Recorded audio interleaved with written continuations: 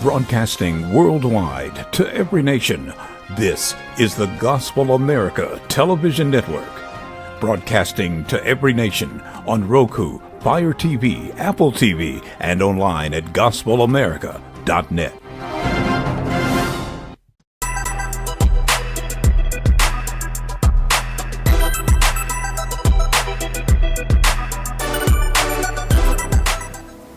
Hello.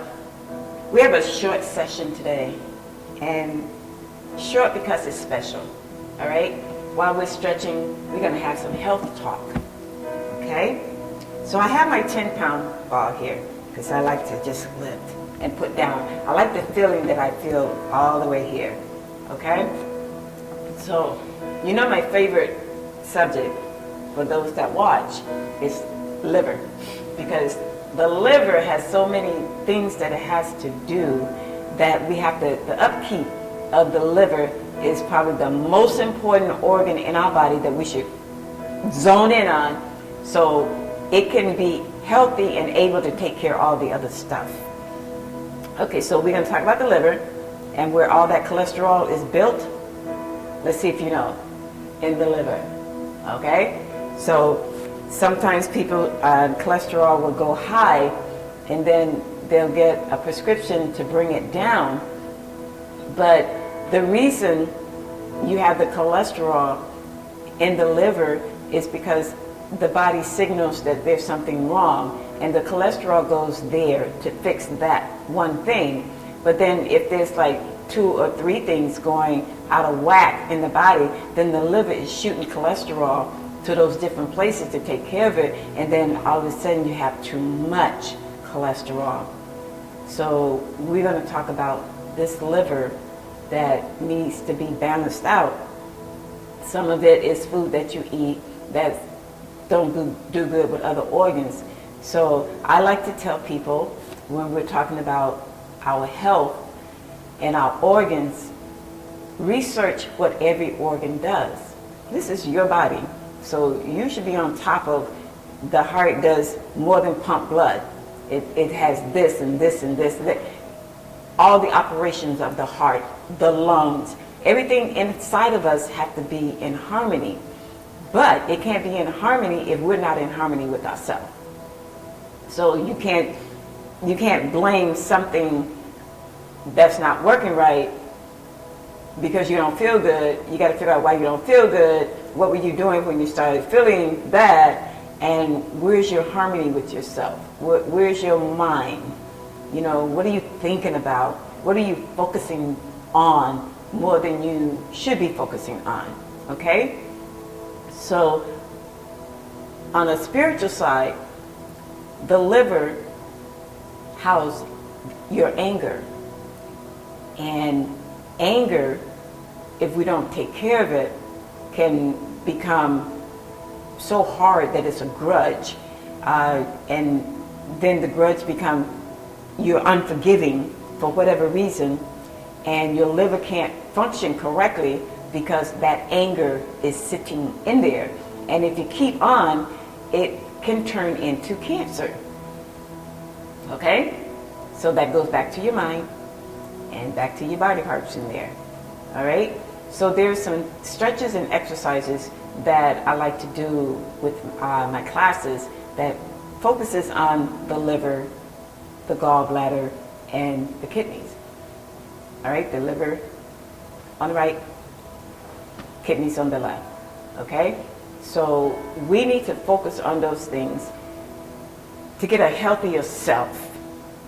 And don't be a fanatic. Whatever you do, please don't be a fanatic, or you're just going to defeat everything that you're trying to do.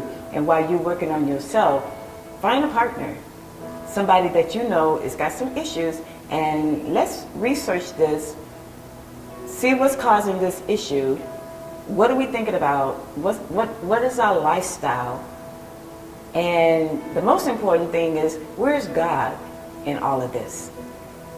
See, we can't function well if we don't have God in the mix. I call him the nosy daddy. He just want to know everything. He just want to be in everything, you know? But he has a right because he created everything. So he has a right to be wherever he wants to be, only if we allow him. Whew. Allow him. And people stop saying that when God get ready, he'll show up. No, he's already here. He showed up when you showed up. And what does he need to get ready for? He gave us a book to follow. It's called the Bible. He gave us instructions in that book to follow. Okay? He tells us what to do, how to do it, when to do it.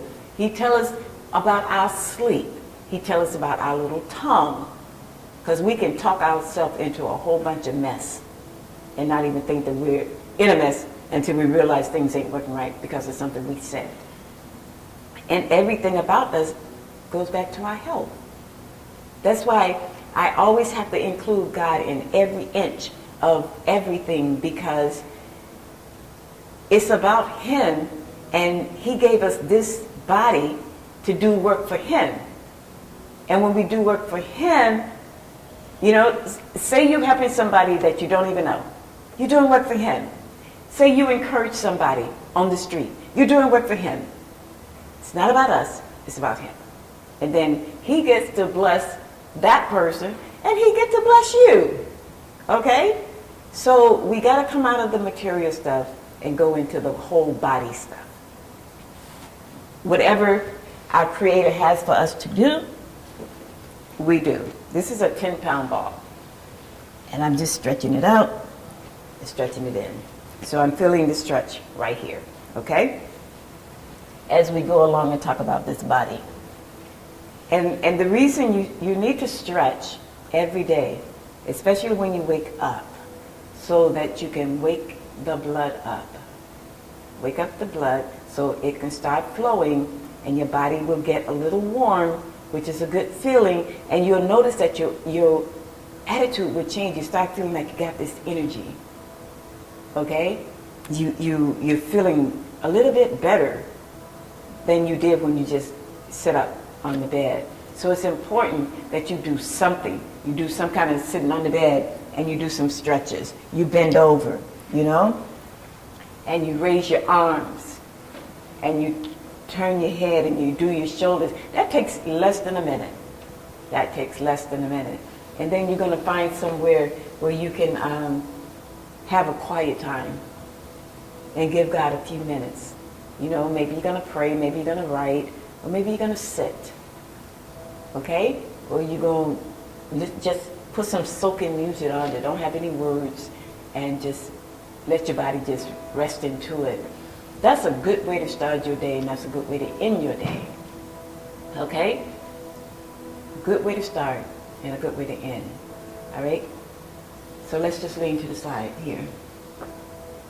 Every move that you make is an exercise. It does something. Every move. Every move. Every move. So our body needs to move. And I'm talking to those that are 60 plus. That generation. That generation that thinks that, not everybody, but a lot, when you reach 60, that I'm done, I can't move, I can't do this and I can't do that. Can't don't live here. I can do all things through Christ who strengthens me. So how dare you say what you can't do?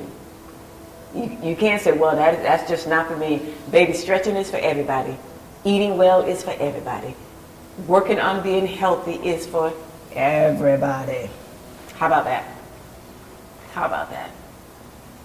Let's just stretch out these hamstrings. This is for someone that, you know, you can't get out of bed, or you can't stand up, you got to sit in the chair, you got to sit on the floor, whatever, and you just lift those legs up and loosen up those hamstrings. All right? Loosen up the hamstrings. If you have some hip problems, you can sit in a chair and you can just do this. Just tap your feet on the floor. I like to do it like 100 times, just tap your feet on the floor. I have a person that I'm working with, and when I started, her hips were very tight, and she said, I can't bend over. Young lady, okay? So don't think that she was like 60 or 70 years old, not even close. And the whole time I'm there with her, she started tapping up and down, up and down, up and down, up and down. All right? And guess what? When I came back the next week, I asked her, well, what did you do? And she told me, and she was walking better. She said, my hips don't hurt like they were. Okay? Come on now. She's also in chemo. And it's just ridiculous that we put all these chemicals in our bodies. And I'm not telling you not to. I'm just telling you what you should be doing on top of that. So she was having a lot of difficult issues with constipation and throwing up or feeling like I'm going to throw up, and just the chemicals wreaking havoc on her body. So what I did was set up a whole formula for her on food and juices, that she had to do it like a medication 3 times a day, 3 times a day, 3 times a day.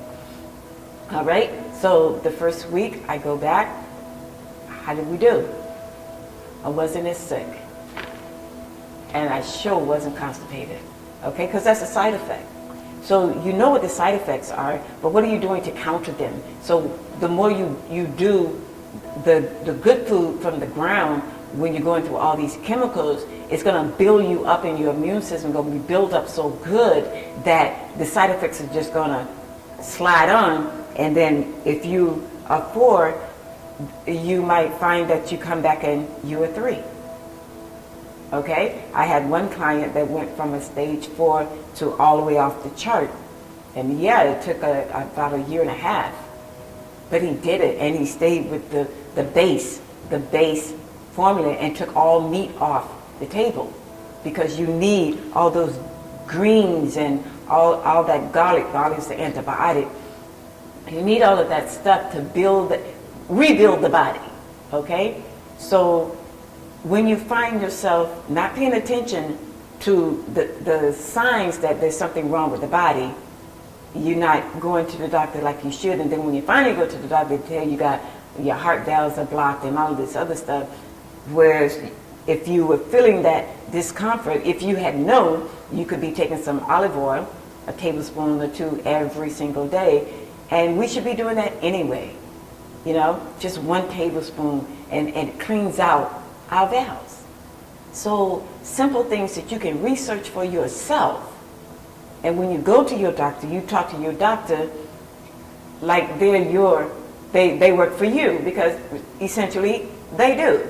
They don't get to tell you it's point blank, black and white. You go research yourself and all of these things that the doctor says wrong, and then you see you can use food as medicine to better yourself, and when you go back, you're much better. Then you say, I did this on top of what you asked me to do, because I'm not telling anybody not to take their medication. I did this. And then you'll find that they'll say, well, you don't need this anymore, and you don't need that anymore, and you don't need this, and you're not walking around with a bag of medication, because food is medicine. Food is medicine. Okay? You're pre-diabetic. If you're not overweight, then you need to see what causes you to be pre-diabetic and work on it. And I'm telling you, it's going to be food. It is going to be food. You're going to have to do a plant-based for I don't know how long it takes for your body to readjust to where it should be. And then don't go back and mess it up. Okay? Don't go back and mess it up. Because we have a way of feeling good, and then as soon as we feel good, we're back at it again, doing the same crazy stuff that we did before that got us into the mess, and we're feeling bad again, and then we want to go clean up, and we clean up, we go, oh, I remember I did the plant-based juicing, and then I felt better. It took me about 6 months, and so I don't have to do it anymore. But I'm telling you what's going to happen. You're going to yo-yo yourself to your deathbed. And I'm speaking from experience. I am speaking from experience.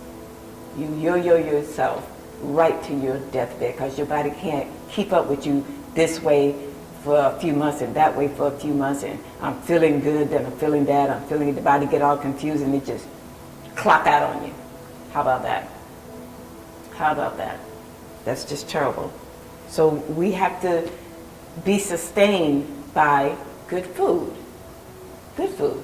Now you know what you should ingest, you know what you shouldn't. Nobody needs to keep telling you that again and again and again. Eat less, less disease. Why is that? One thing, you don't know what's being sprayed on the food. We can't watch all that stuff off. We try, but we can't. We just be crazy in our head trying to figure out if we got every little thing off the leaves and all of this. You do the best you can, you soak it or whatever, and then you process it. Okay? But eat less and be healthier. Please eat less. I don't know where man came up with 3 meals a day. You don't need that much. You eat when you're hungry. And don't bother when you're not. Don't be so programmed by some food system that says you need to put all this stuff in your body 3 times a day.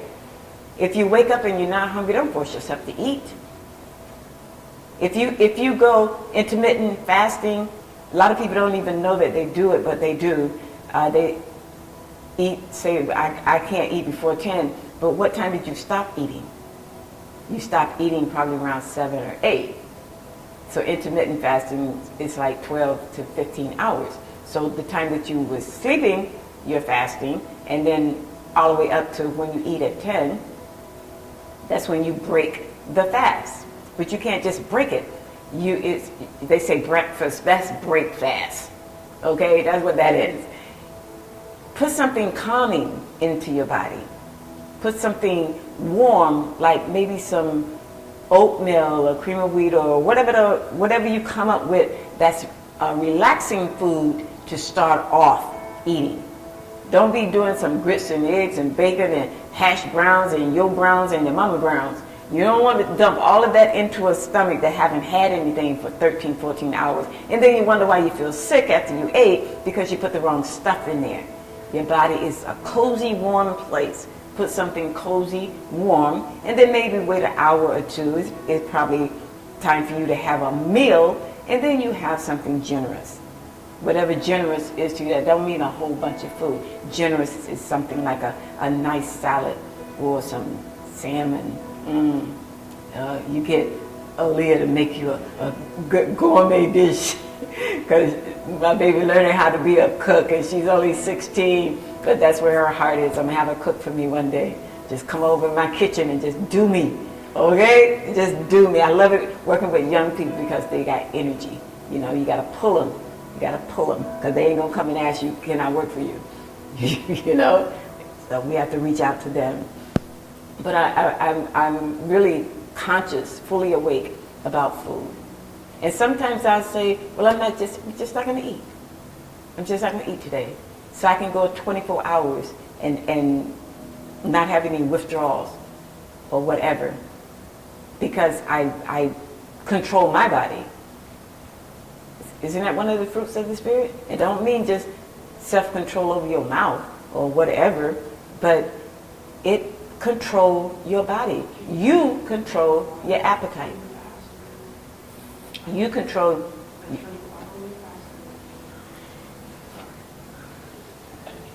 You control your appetite. It's yours to control. Okay? Think about this. You don't need 8 glasses of water every day. You just drowning yourself. You drink your water according to need, in moderation. Don't let somebody say, you gotta have 3 meals and you gotta have 8 glasses of water. Because what about your electrolytes? Don't always work. Don't always work. And you're not thirsty. You know, if your body will say, I need a drink. Go get a drink. Okay? If your body don't say that, if you're not paying attention to your body, which you should be, don't drink. Don't drink. And for every cup of coffee that you have to have 2 cups of water. So you can flush that caffeine.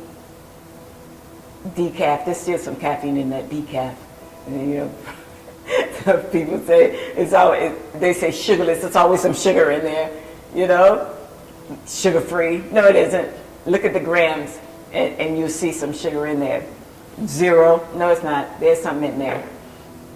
Because they need you to be coming back for more.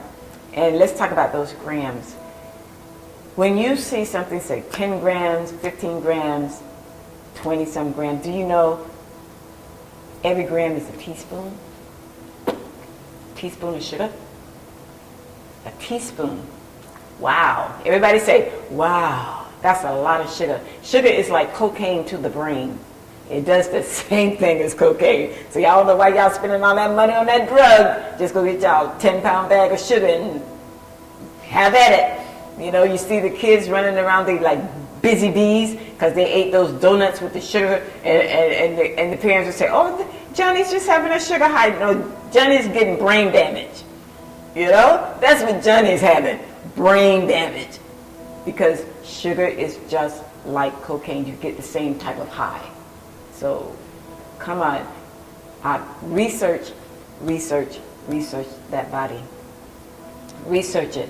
Learn what every function.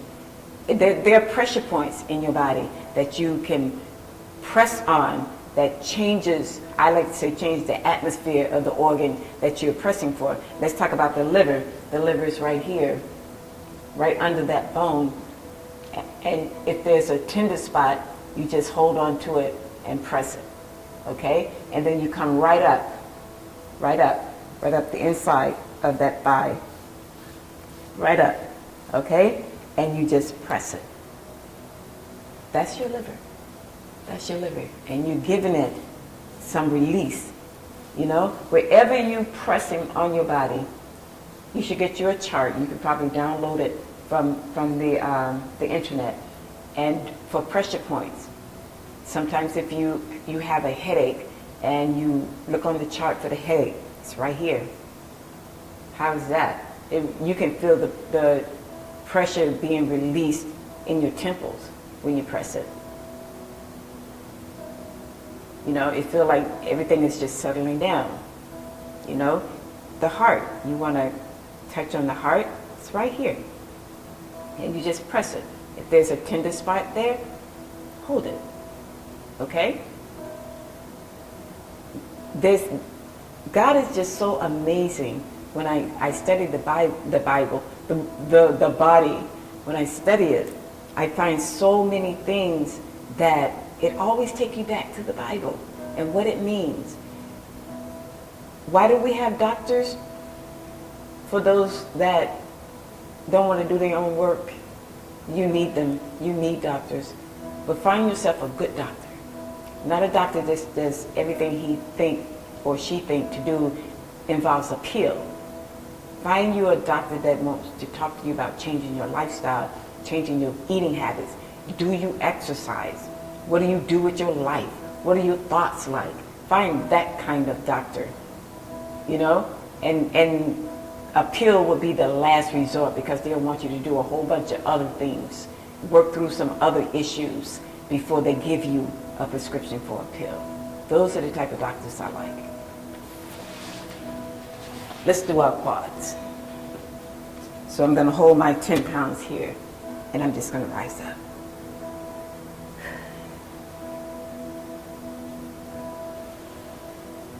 And in my last research, I found that the lower glutes, that's like the bottom of your hiney, has to be very, very strong to support the big glutes that support your lower back. How about that? Who would think that that part of your body needs to be stronger than the top part, so there's extra power there to support your lower back for those that have a lot of back problems. You gotta figure out what's going on. Sometimes we have back problems because we're carrying a bunch of junk on our back. Everybody's stuff, we're carrying it on our back, and that's not good. That messes with your body. Some burdens you can carry, but some you need to say bye, bye, bye, bye, because they're not yours, okay? We don't have to carry everybody's burden, but we can stand in the gap and pray for them. And maybe if they're close to you, you can try to help them work through some stuff on their own. You know? Their own. We don't want everybody to be a welfare recipient. God wants us to work things out. That's how we learn. That's how when we get counsel, we find somebody that can really counsel to uproot the issues, and you can disperse them. I just love talking about our health, our bodies, because it's so interesting to know that God created us in such a way that the body will heal itself. And we don't believe him, even though he made us. He didn't make us to be sick, and I can't get that out of my head. He didn't create us to just live and die. Okay? I'm still trying to figure out this everlasting life, that you shall live and not die. So I always question them, why are people dying? But the more you pray, the more you bring that before God, he will give you an answer. He will answer anything. Because he said, with us, there are no secrets. So why aren't we investigating all about God, all about what's going on around us? And I have to always say, don't be a fanatic, because don't nobody like people that's a fanatic. Do you. Figure you out. Work on you. Because you're the one that's got to live with you. You got some things going on in your head, and you keep getting the same crazy results. We need to stop and say, well, wait a minute. Why do I continue to do the same thing and get the same crazy results, and then I end up being hurt? Doesn't matter what it is. If you continue to do it, you're not trying to change anything. You're not trying to work through anything or figure anything out. That's a cycle. And it comes every season. I've been here before. That's a cycle. You know? Why is this always happening to me? Because you ain't doing nothing about it. That's it. That's it. People, we got to change. We got to change. We got to get fit. And we got to get fit with the Word of God. We can't just exercise. We can't just do that. I'm just out there. I am totally out of the box. I believe that the Word should go all over the place. Wherever I am. I don't need to get all dressed with the heels and whatever, and go into the house of God and stand on the platform and give out the Word. Why can't I give it out anywhere? That's why I came up with fitness with the Word of God. If people say, well, where did that come? Out my little head. Out my little head. In the classes I teach, regardless of what we're doing, we're free. We are free. We're free to hear somebody say, oh, well, praise God. And we be jumping and lifting weights and working hard. The music is slamming. And Lord, I need a break, I hear somebody say. But we can talk. We are free. You go in some places, you can't say whatever you want to say. People feel like, they can't be free to work out and call it whatever they want to call it. But my classes, we're free. Because what I do is not mine. God gave me the talent to use for him. To use for him. And if there's 2 people or 50 people, you all get the same energy from me. Because I'm here for you. And I'm here to give you whatever God has in me to give you. And that's how it should be. That's how it should be. And go beyond yourself. Go beyond yourself. Do more than what you think you can do. Every movement you make is an exercise.